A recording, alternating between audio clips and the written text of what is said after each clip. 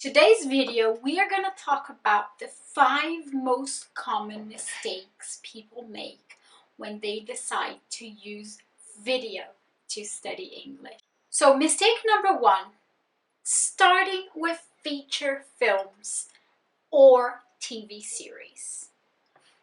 Why is it a problem to start with a feature film or with a TV series? Well, if you don't have a lot of experience with using videos to study English, if you're starting to expose yourself to different accents, or if your English is not that advanced yet, it's very probable that you will find it really difficult. If you think about a film, the idea of a film is that you have a story that's going to take 2, sometimes 3 hours to be fully told. So that means it will take you 2 hours to fully understand the story behind the film. With the TV series, a lot of the time, you have episodes that are 30 minutes, sometimes 1 hour long. The whole thing that's happening in that episode is supposed to be fully understood in that amount of time. The problem with that is, if it's going to take you 30 minutes to understand everything and you have a lot of problems with vocabulary, or you find the accents of the actors really difficult to understand, you are going to have to pause so many freaking times that it's just going to become demotivating. If you're using films, if you're using long films to study English, and you want to watch a whole film, it's very probable that you will find this really difficult and really exhausting in the beginning. Now, what's the solution to that problem? Well, we have a couple of solutions. My number 1 suggestion, if you want to use films, is that you don't use a whole movie to learn English.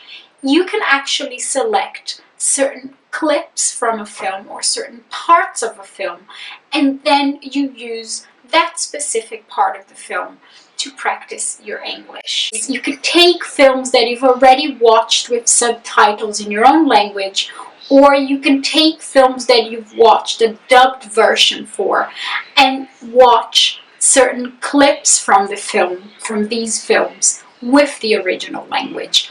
One thing you can also do is select a scene from a movie that you really like, and then you watch only that scene. I'm flying!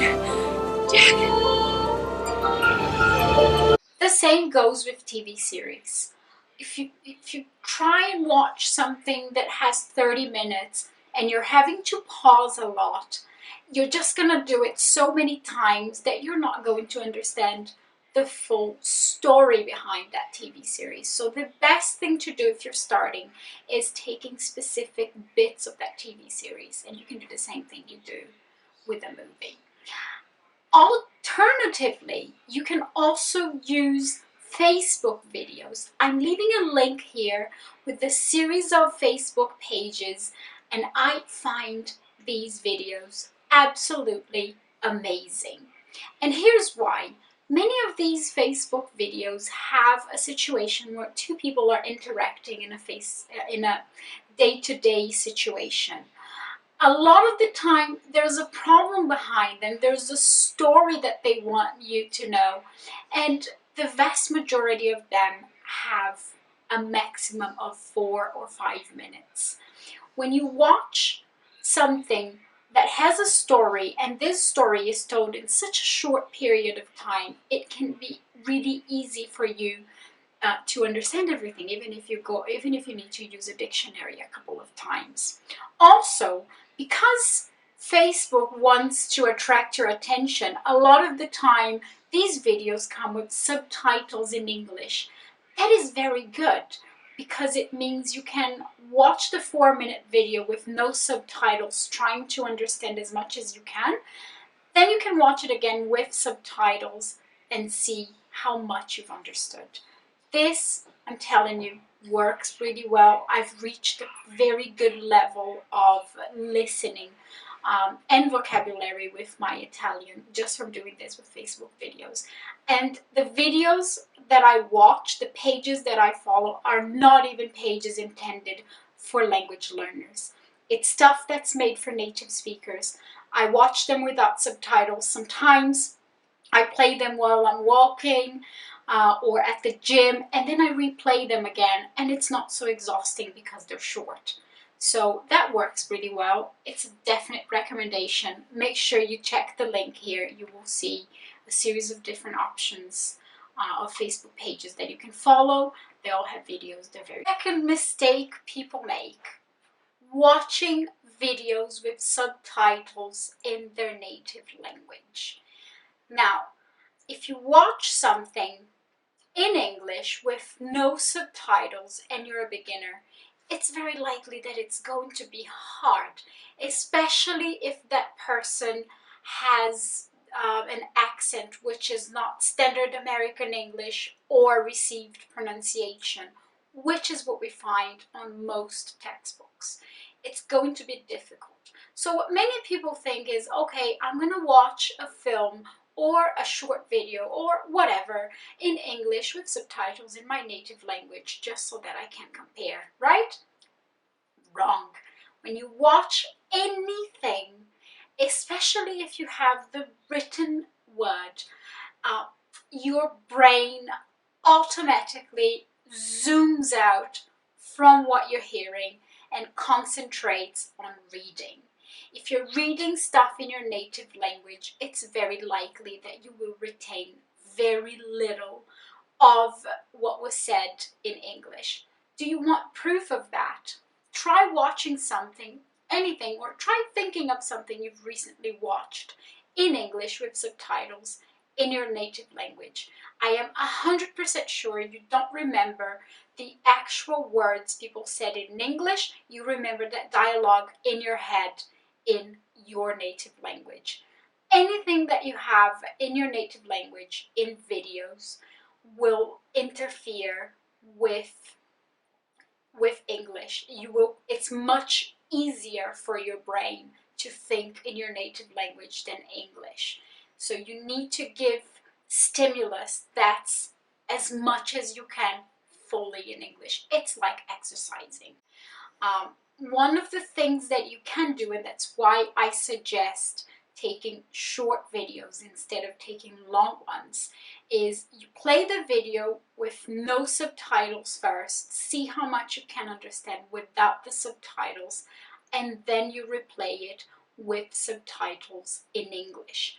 When you replay the video with subtitles in English, you can look up words you don't know. That's why, again, these videos have to be short, just so that your work with finding the correct terms isn't that long. If you're still finding it really difficult, you won't be able to do that with Facebook videos, but you can take Netflix films and TV series, and you can watch a third or fourth time with subtitles in Portuguese. But remember, always start off with no subtitles, then move on to subtitles in English, and only use subtitles in your native language if it's really impossible for you to cope. People you talk to, if you ever come to London, or people you talk to in the United States, they are not going to come with subtitles. So you need to get used to listening to them without any help. That's why the first step is always to try and watch things with no subtitles, no matter how hard it is.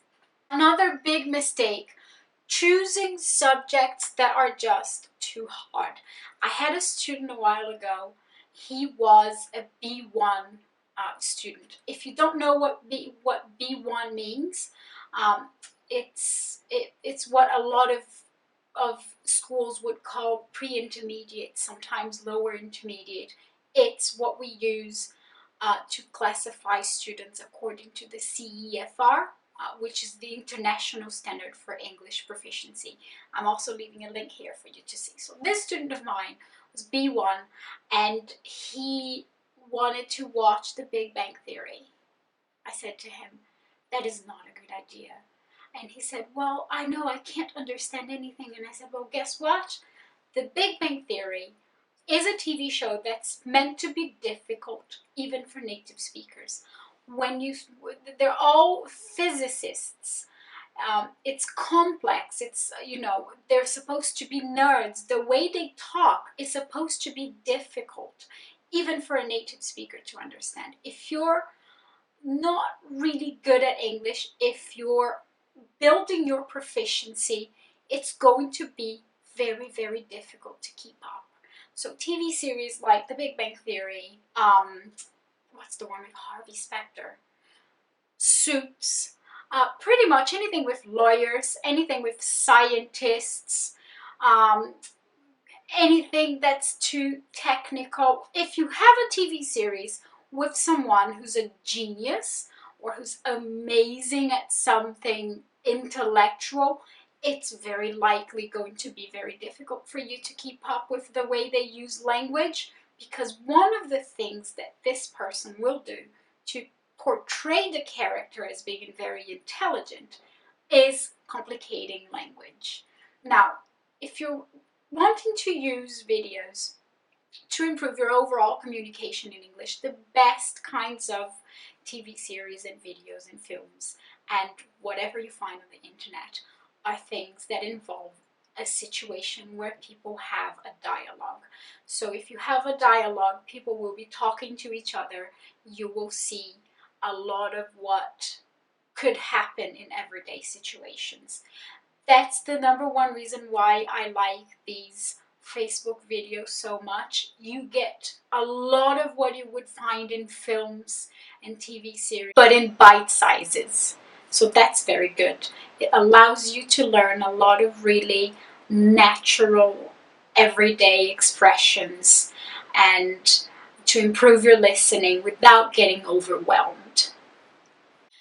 So, still on the topic of Netflix and TV series and that type of thing, a very common mistake people make is not reading the description of the episodes, not reading the synopsis.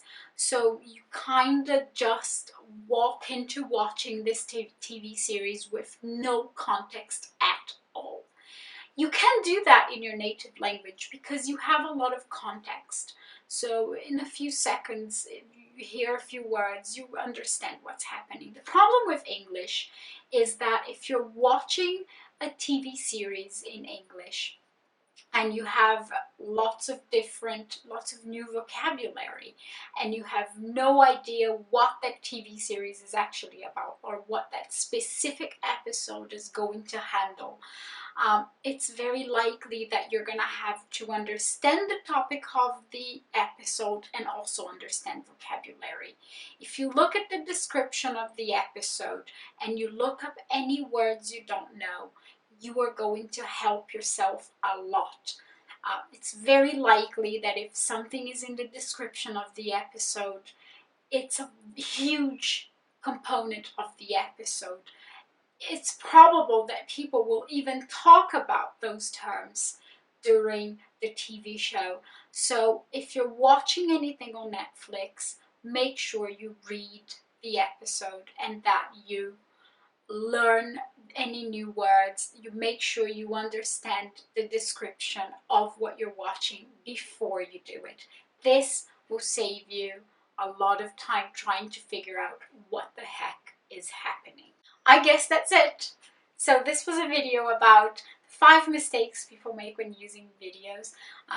I'd like to know if you have any mistakes that you think people make, or anything that you've done that wasn't really effective, or something you've done that really helped you with videos. Please post a comment. I'd love to hear from you. I hope to see you guys soon. Bye bye.